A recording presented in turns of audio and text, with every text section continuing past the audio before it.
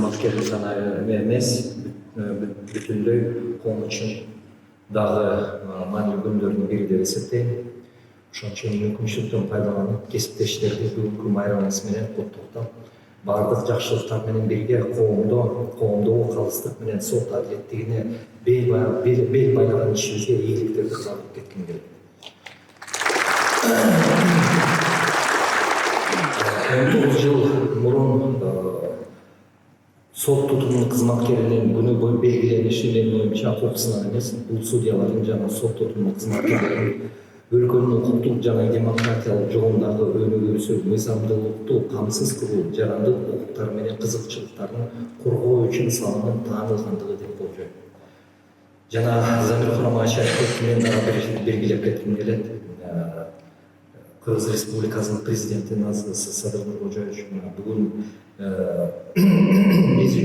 биз үчүн чоң иш-чара, мааниси чоң иш-чарага уюштуруп, негизинен сот тутумуна болгон мамилеси, судьяларга жана алардын ишине материалдык жана социалдык шарттарына көңүл бурган үчүн сизге чоң ыраазычылык билдиргим келет.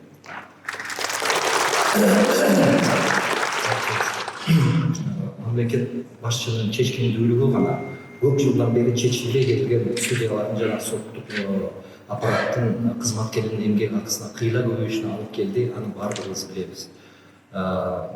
Сиз үчүн бул кадам оңой олтой болгон жок, аны баардыгыбызга белгилүү. Биз жасаган мамиледен капысынан соттук иштерге аралашып калган адамдарга чыгарган соттук чечимдердин адилеттүүлүгүнөн элдин сотко гана эмес, жалпысынан мамлекеттик бийликке, бүтүндөй өлкөдөгү социалдык жана коомдук саясий кырдаал көз каранды экени баардыгыбызга белгилүү. Бүгүнкү күндө судьялардан өзгөчө кылдаттуулук жана ак ниеттүүлүк талап кылынат. Биз мыйзамдуулукту жана калыстыкты ишке ашырууда жогорку укуктук маданиятыбыз менен башкаларга үлгү болушубуз керек. Башкача айтканда, сот адилеттигинин башкы жазылышы сот адилеттиги аркылуу коомдук адилеттик менен гуманизмди орнотуу экенин эстен чыгарбашыбыз керек. Коомдо көп эле суроо пайда болот. Эмне себептен революциялар же ар кандай олку солкулар болот деп. Анын себеби чынын айтканда бир эле негизи бийликтин табияты боюнча бийликтин, мамлекеттик бийлик менен коомдун ортосунда дайыма тирешүүлөр боло берет. Бирок ошол тирешүүнүн чыңалышынын ошол деңгээли бир калпта болуп туруш керек. Ошо мындайча айтканда, ошо эл кабыл алган калпта болуп туруш керек. Эгерде ошол чыңалыш, эгерде ошончол эле чегине жетип калса, ошондо анан бул сот болот. Ошону жеткирбеш, бул деген соттук системанын колунда гана турган нерсе. Аны биз деген унутпашыбыз керек. Конституциялык сөт өзүнүн табияты боюнча мамлекеттик бийликтин маанилүү институттарынын бири болуп саналат. Конституциянын үстөмдүүлүгүн, конституциялык түзүлүштү, адамдын жана жарандын укуктары менен эркиндиктерин коргоону камсыз кылуу милдети жүктөлгөн. Бүгүн биз өлкөбүздүн конституциялык өнүгүүсүнүн жаңы этабынын күбөсү болуп турабыз.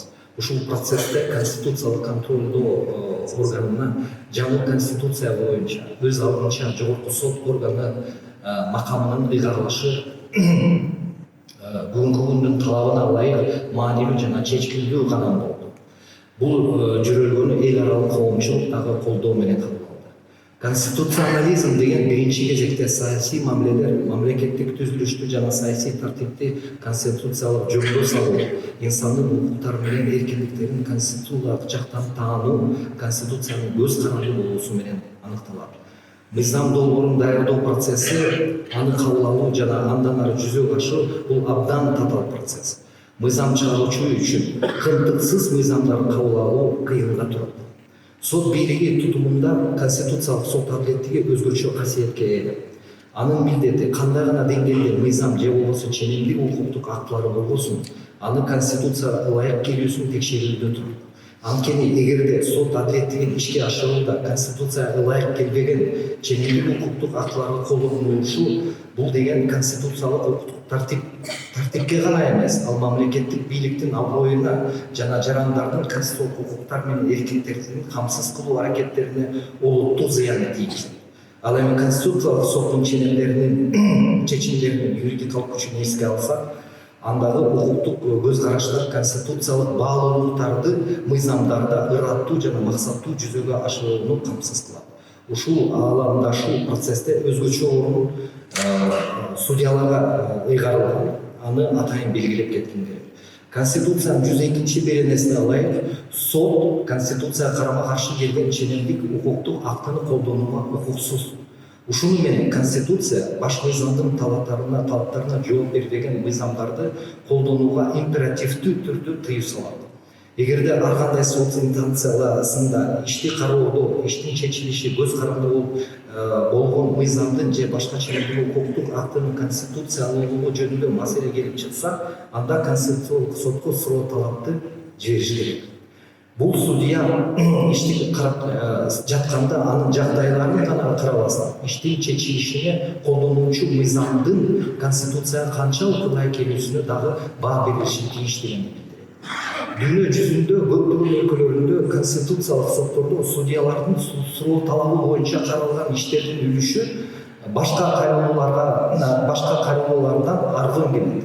Айрым учурларда ал 95%га чейин жетет. Бул эмне жөнүндө кабарлайт? Эң эле биринчи судьяларда негизги укук колдонуучулар жана кесипкөй адамдар катары айрым мыйзамдардын конституциялуулугу тууралуу шектенүү пайда болушу тийиш. 2013 жылдан тартып 10 жылдын ичинде конституциялык сотто 756 кайрылуунун ичинен 16 гана соттук суроо талап каралган. Бул 2% гана түзөт. Мыйзам актыларын кабыл алууда кетирилген кемчиликтер менен баарынан көп судьялар биринчи кездеше турганын эстен чыгарбашыбыз керек. Бирок мыйзамдарда түзөтүү киргизүү процесси узак болгондуктан ал мезгил ичинде конституциялуу эмес мыйзам актылардын айынан адамдардын көбү жапа чегиши мүмкүн. Ошондуктан судьялар конституциялык сотко түздөн-түз кайрылууга болгон өзүнүн конституциялык милдетин эстен чыгарбашы керек. Жалпы юрисдикциядагы соттор жана конституциялык контролдоо органдары бийликтин бирдиктүү сот бутагы алардын бири менен өз алдынча жашай албайт.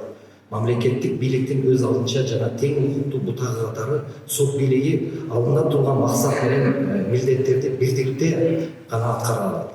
Өлкөбүздө мыйзамдуулукту орнотуу, элдин бакубаттуулугуна, мамлекеттин мындан ары өсүлүшүнө жеткиликтүү салымды кошуу биздин башкы милдетибиз.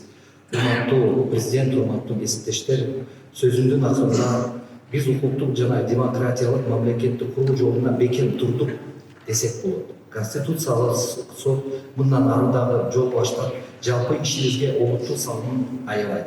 Бүгүнкү майрамыбыз менен дагы бир жолу куттуктап коюнга уруксат этиңиздер. Чоң рахмат.